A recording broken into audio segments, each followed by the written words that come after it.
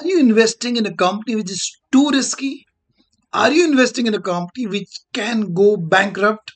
If you want to avoid all this, watch this video full, because in this particular video, we will dive into the leverage ratios, which will exactly tell you that what amount of risk you as a shareholder are carrying, or what amount of risk company is carrying. And this is something very important. So hey, this is Amit Popat welcoming you all to this investing mastery series. If I'm not wrong, this day number 18 of investing mastery series. Since last 17 days we are learning investing is a, it's not something that you can learn in a day or two. And I appreciate you. I really want to congratulate you for coming to this video, because ideally it means you have gone through all the 50 previous 17 videos, you have learned it, you have made a note of this, and then you're coming to learn this. If you're directly jumping into this video, then I would request, please go through all the videos that I have recorded earlier. Just on my YouTube channel, subscribe it, hit the like button, and go to the watch list and find out Investing Mastery Series, and go through all the parts right from part number 1, and then only come to this. So having said that, let's come to the point, and which is about leverage ratios. So what is leverage ratios? It shows how much levered a company is and how much risk company carries due to its capital structure. Now, before I get into the ratios and all that, I would like to give example of some of the companies, and you will understand that why understanding this ratio is very important. First name that comes into my mind when I want to talk about leverage ratios, Kingfisher. Kingfisher Airlines, not that wine beer and all that. Kingfisher Airlines. You know what happened? It got closed, it got shut down. Reason you will find in this particular video. Years back, if you remember, there was a company called ILFS, Infrastructure Leasing and Financial Solution, ILFS. At one point of time, it was considered to be, a blue chip company, very reputed company, and it collapsed. Why? Reason you will find in this particular video. And the list goes on and on. Like Anil Ambani. At one point of time, he was quite ahead. I would not say far ahead, but I would say quite ahead than Mukesh Ambani. When the two brothers, when the partition happened between two brothers in 2008, Anil and Mukesh got almost same net worth companies. Some companies went into Anil's part, some company went into Mukeshji's part. And then, Anil Ambani went on to become among the richest person in India. He was nominated as a member of parliament in Rajya Sabha. So his star was shining. And all of a sudden, just in few years' time, we hear that Anil Ambani is bankrupt. And one fine day, I don't remember, it was during COVID times or something, we heard the news if Anil Ambani is not able to pay certain dues, he will have to go to jail. Why? Reason you will find in this particular video. So we are discussing something really important that has decided the fortunes of company, and that will decide fortune of you as an investor. Stay tuned and just type in excited. If whatever real life example I gave you, like Kingfisher, like ILFS, like Anil Ambani, if this kind of example excites you, type in excited in the chat box. So leverage ratio play a very pivotal role for an investor looking to invest in company shares, as I shared, because this is something very important. So the first ratio that we try to calculate in this series of ratios is a debt equity ratio. Formula is very simple. There is nothing great in formula. Debt equity. So as the name itself suggests, it is debt upon equity. Let me just give you the formula, and then we'll try to connect the dots as to what does it mean. So debt equity ratio, long-term debt divided by equity. Equity typically means owner's fund or shareholders fund. We are not going into the formula part, like what is included or what is excluded. You understand that, you are a matured person. And anyways, here we are not going to give the exam that, okay, you need to calculate that and all. You should know how to calculate ratio. And even if you go to some of the financial sites, all these ratios will be ready-made. Like you go to any company, even if you go to scanx.trade, which is a screener provided by the broker Dhan. All these ratios are readily calculated. The only thing is you need to know how to interpret that. Okay, so you can use Canex to screen your companies. The link to open Dhan account is in the chat box if you need, else it's okay. Here, my purpose is to teach you. So in the example that we've been carrying since 3 videos, wherein we learned the mastery in accounting in just 11 minutes, and from there we talked about profitability ratios. In the last video, we talked about liquidity ratios. In this series, in this video, we are talking about liquidity ratios. But the P&L balance sheet amounts that we are carrying right from that particular video. So long-term debt is 1 lakh that we've taken from HDFC Bank. The owner of the business is Sanju. So Sanju has taken 1 lakh debt. And equity is 1,30,000. 1 lakh is something that he brought from his own pocket. And 30,000 was the net profit. So that way equity came to 1,30,000.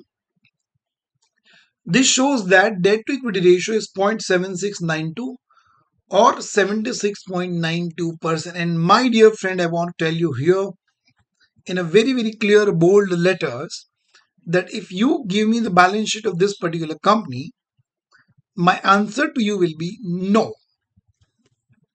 You cannot, should not, and must not invest in this particular company because this is a very, very, very highly levered company. And I can go on to say to this extent, the probability of this company going bankrupt is super high. Yeah, I mean it. Because, my dear, whatever equity you have, 77% of that is dead. Now, this is a very, very high ratio. In practical terms, let me talk about something practical. You might feel like this is a bookish knowledge, but no, it is not. In practical circumstances, my first priority, if a company has to come on the top of my watch list where I would prefer to invest, is where debt equity ratio is nil. Typically, we are called debt free companies. If you ask me, I would bet on those companies which are totally debt free. And if there is some company which is doing good on P&L front, like it has got a good turnover, it has got a good profit, it has got good return on assets, and everything is good, then I'll go on to the extent of debt equity ratio less than 20%. 20. I would not prefer to invest. Of course. Please stop. Please stop. When I say that I would prefer to invest in a company with a debt equity ratio less than 20%, I don't mean just go and invest into that. Please. We are not a SEBI registered investment advisor. What I'm trying to tell you is my priority is going to be this. Of course, if debt equity ratio is less than 20%, but if company is not profitable, I would not like to invest into that. Yes, but this is just one of the connecting dots that we need to connect. Lesser the debt equity ratio, higher it is, and as contrast, higher it is, the more risk. Higher debt equity ratio, as it is written on my screen as well, higher debt equity ratio signifies higher risk for the company as highly depends on the borrowed fund on which fixed interest needs to be paid. If you want to understand this better, if you want to understand this ratio in a better way, assume like this, that this particular company, which has got 1 lakh in the form of debt, 1,34,000 in the form of equity, so almost 77% of capital equity is covered by debt. Now, assuming a situation like COVID where lockdown happened, or for any damn reason, let's say your business is closed for some time for environmental issues or whatever damn reason, there is a fire in your factory, any damn reason. If your business is stuck for some days, some months, I can guarantee that more often than not, this kind of companies will go into liquidation because the burden of interest, and in fact, in practical condition, the burden of payment, repaying principal is so very high that these companies will not be able to survive through those difficult phases where business is shut because of any damn reason. Because at the end of the month, you will have to pay the fixed interest. At the end of the year, you will have to pay the fixed, principal. So there will be high amount of EMIs going on, and if what I mean to say is here the margin of error is very very less. If you got such a high debt equity ratio, you do not have any other option but to perform and excel. And this kind of pressure generally don't allow companies to grow. And the last ratio, there are only two ratios that I would like to calculate over here. Second is a total asset ratio. So in case of a total assets ratio, the formula is long-term debt divided by total asset. Again, don't get into formula and don't say, Ramit, mujhe yaad nahi rehna. You get all these ratios calculated. Just you need to understand is how to interpret this ratio. That will make a lot of sense. So when we talk about total assets ratio, that is long-term debt divided by total asset. In our example, long-term debt is 1 lakh. 2,40,000 is the total asset. So 0.4167 or 41.67 percentage. This ideally means that whatever total asset company has, like in this particular example, we've got 2,40,000 of assets. So whatever asset company has, almost 42% is financed by debt. Again, it's a risky proposition. I would not like to invest in this kind of companies where 42% is representing by debt. If you ask me why?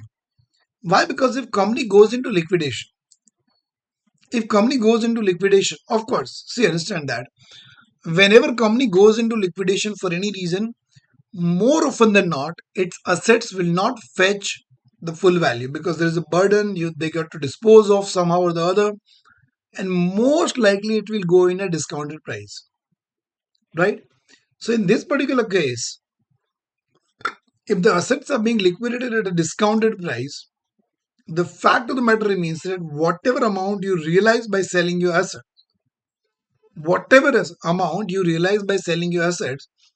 first thing compulsorily you have to do is to repay the debt.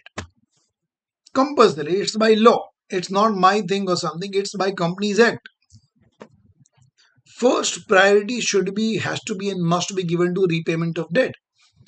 Now, if assets are highly financed by debt, the chances that if asset valuation goes down, everything will be taken by debt providers, and as a shareholder, you will not get anything, or you will get lesser than even what you have invested, end up suffering a huge losses. So that's why total asset ratio is something very, very important for me. And it calculates the proportion of assets financed by debt. High risk, high ratio indicates higher risk, which is something we got to be avoiding. We must be avoiding. So I hope you got the idea about leverage ratios. If you want to invest in any company, of course, you got to be looking at profitability and all that, but this ratios you can't miss. Because see that few years back, now the beauty of these two ratios, I'll tell you this is a irony, or you can call it as a beauty. The beauty of these two ratios are, if the company is in a growing phase, if company's revenues are increasing, these two ratios will boost your income like crazy because of, again, leverage, financial leverage, right? If company is growing, company is expanding, company is able to generate more and more income, if you have taken majority of the capital from debt, the beauty is your amount of interest will remain fixed. You will keep paying the constant amount or at the constant rate, but your income is skyrocketing. So whatever money you are generating will directly come to your home because you are bringing that capital at a very very low cost. So and that's where you see the leverage effect. But the flip side of this is, so if your company is doing good, if your company is growing, but naturally this ratio will boost your performance, boost your company's share price, and you will feel like, oh my god, crazy. And that's what exactly happened with Anil Ambani, sir. When he was doing good, when Reliance Communication, I'm a very specific company, Reliance Power, Reliance Communication, they were growing, their incomes were growing on, Anil Ambani's worth was shooting up because of the debt. Reliance Communication sales was increasing, Reliance Power sales was increasing, but the cost remained fixed interest and all that. So, but naturally, with the boost of revenue, share price skyrocketed and Anil Ambani got the wealth. But when the flip side started, when the business started going down because of spectrum issue and all, and legalities happened and all that, so the moment business came down, that fixed interest that was so lovable to you, now it became your enemy. It started killing you because whether you have profits or not, whether you have money or not, you have to pay it. and that ultimately resulted in the fall of Anil Ambani. Same is the case with Kingfisher Airlines. It was heavily funded by debt. And debt, I don't mean only borrowed, debentures or bonds. Even if you're taking loan from the bank, it's a debt. So same thing happened with Vijay Mallya.